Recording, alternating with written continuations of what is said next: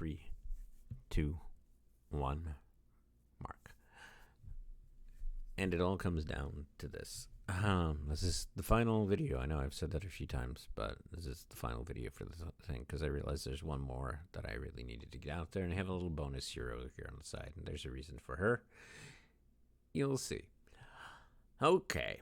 This video is going to pertain to my last wishes for those that I'm leaving in charge of this project, if they choose to do anything with it, and those they deemed to have come in. There's one note that I didn't leave in here, which kind of I hate that I didn't bring it up, but it is in one of the other videos, so I will mention it right here.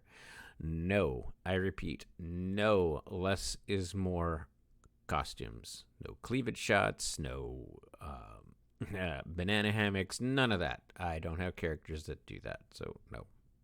It is a sticking point for me. I don't like it. You can design costumes that look cool without having to be overly sexualized. Sorry, I don't like them.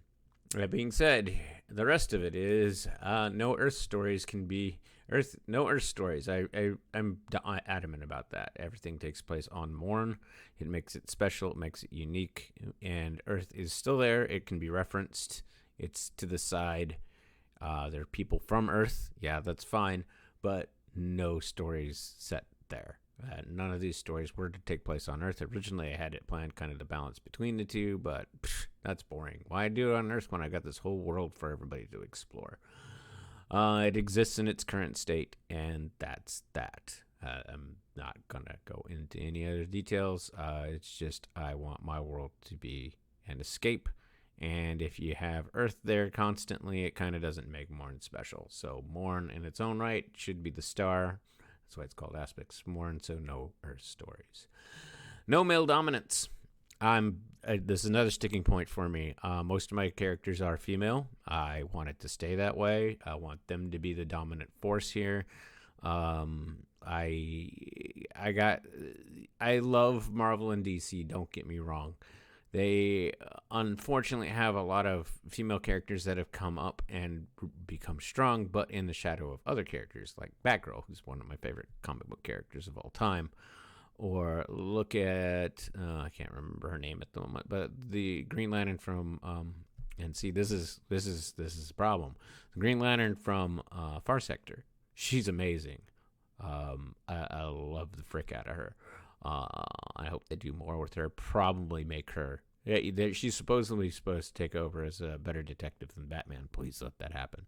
But again, she's a Green Lantern, which is popularized by Hal Jordan and a whole bunch of male characters. So no, I don't want that. And if I have male characters come up, there should be few and far between. It's not that there's not male. It's my heroics should be predominantly female. They can have male supporting cast, etc. That's fine. No males to the rescue, none of that. It should be a balance of, hey, citizens getting to the rescue of citizens. It shouldn't be because they're male or female.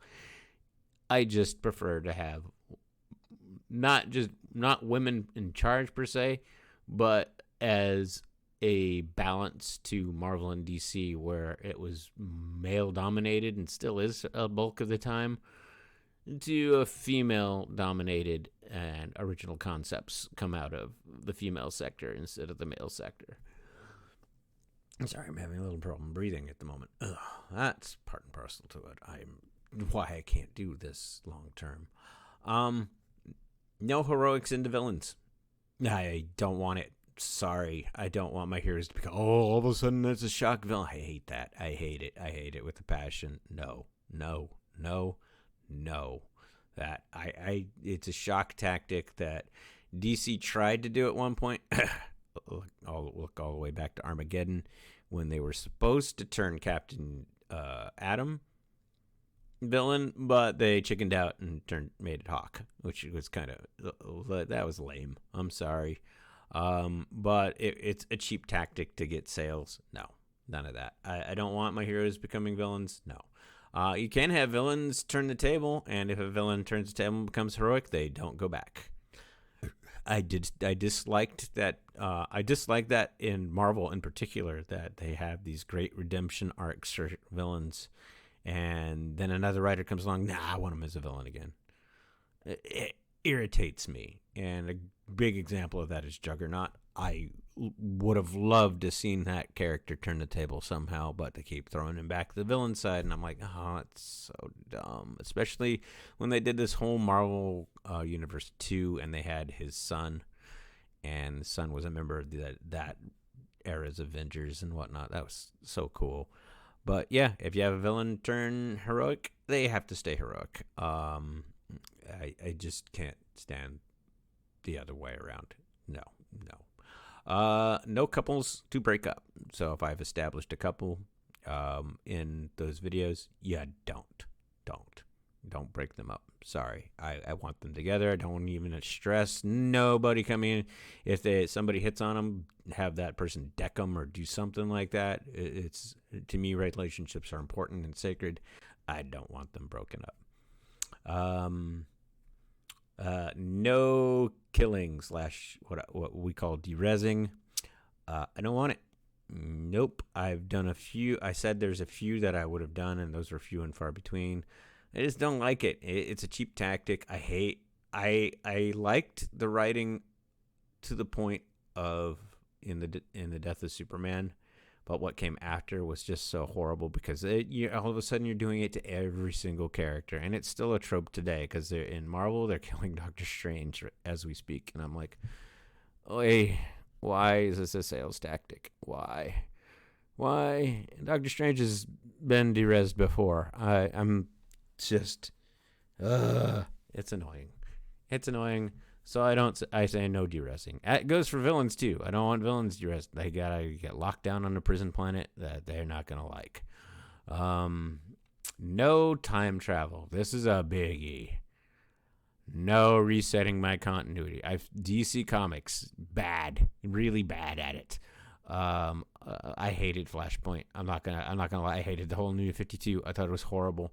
I don't like using time travel.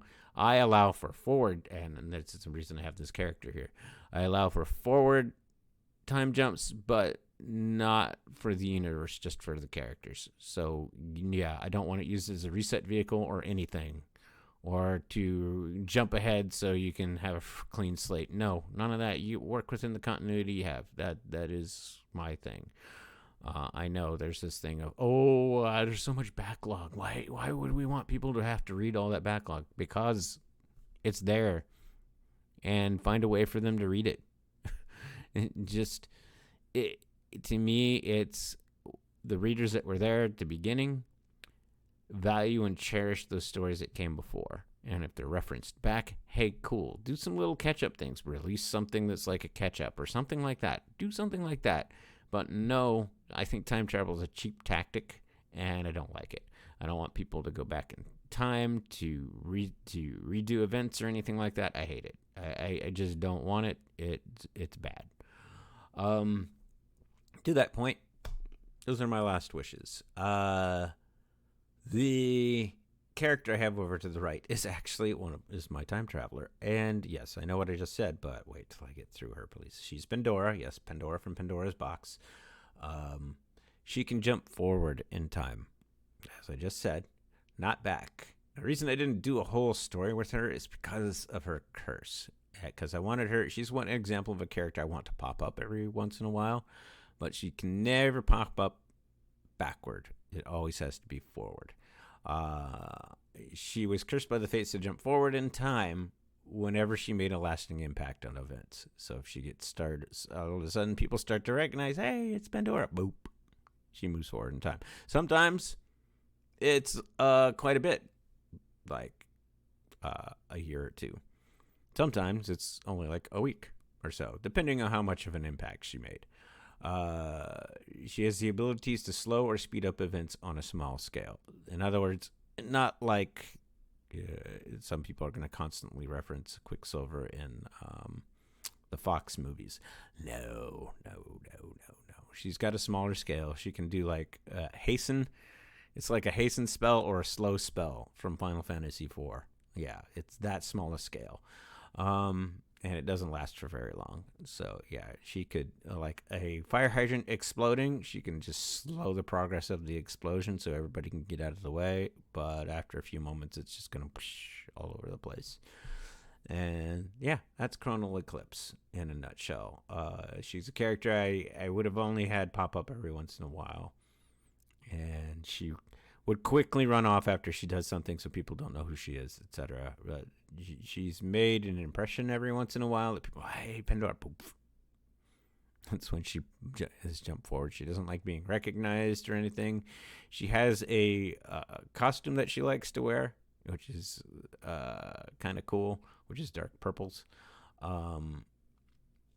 But she prefers to wear a trench coat over it sometimes, so she doesn't jump forward immediately, because sometimes people will immediately recognize her and the crowds will gather and she's like, oh, great, poof, forward. It has become a nice little thing nowadays because people realized that they shouldn't pay attention to her when she's there, and just treat her like a normal person. Therefore, she's having a lasting effect. Because I would have done a nice little story about that in one of the books, but I just don't have time again. Anyway, this has been my video about my last wishes. I hope you guys have enjoyed aspects of Mourn and what would have been had I had the energy or the strength to do this. I just don't. I have people that I'm going to leave in charge of this. They are going to be the ones that look for writers, look for artists, and whatnot. I, for the moment, am in charge of it, but there are people that I'm going to leave in charge in case the inevitable happens. Anyway, I will see you guys in the near future. Thank you for watching. I'll see you soon.